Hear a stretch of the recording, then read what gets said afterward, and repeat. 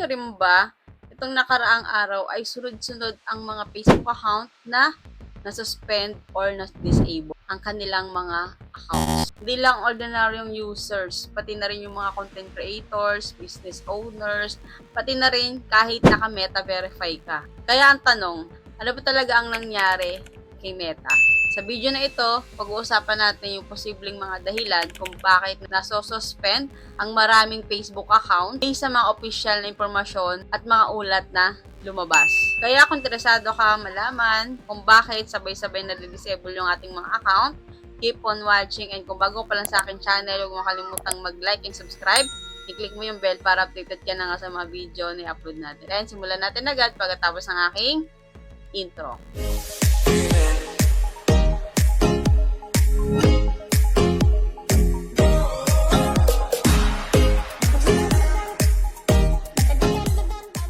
Unang-una guys, gusto kong linawin sa inyo na wala pang opisyal na pahayag si Meta na nagsasabing may isang dahilan kung bakit sabay-sabay na disable ang ating mga Facebook account. Pero kapag pinag-aralan natin ang mga reports at official update nila, may ilang pattern na lumabas. Mas maigpit na ang AI ni Meta. Hindi na tao ang unang tumitingin sa karamihan ng reports. AI o automated system na ang nagmo-monitor ng bilyong-bilyong accounts araw-araw. Kapag may nakita itong activity na kahinala o posibleng lumabag sa community standard niya, maaari nitong i-disable agad ang account. Ang problema, hindi perpekto ang AI. Minsan, nagkakamali rin ito. At ang tawag doon ay false positive. Ibig sabihin, may mga account na nade-disable, wala naman itong ginagawang paglabag sa community standard. Ibig sabihin, may mga account na nade-disable kahit wala naman talagang ginawang paglabag. Isa pa sa posibleng dahilan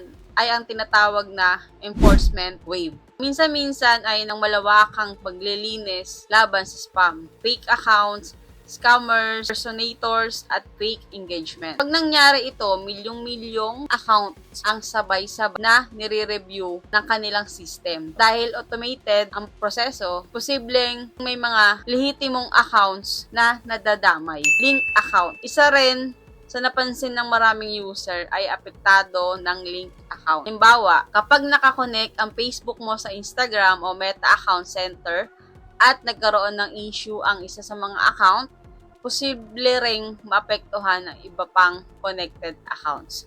Hindi ito nangyayari sa lahat ng users, pero may mga dokumentadong kaso na ganito mismo ang nangyari. Security detention. Pwede ring ma-flag ang account kapag may nakita ang system na unusual activity. Halimbawa, biglang login sa ibang bansa, maraming failed login attempts, o kaya naman paggamit ng automation tools o third-party applications.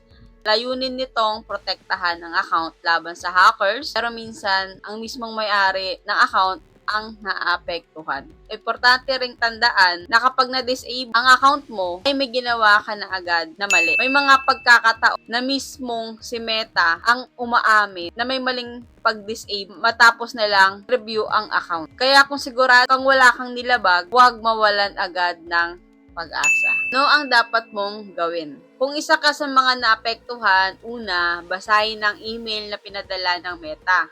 Pangalawa, mag-submit ng appeal gamit ng official Meta channels.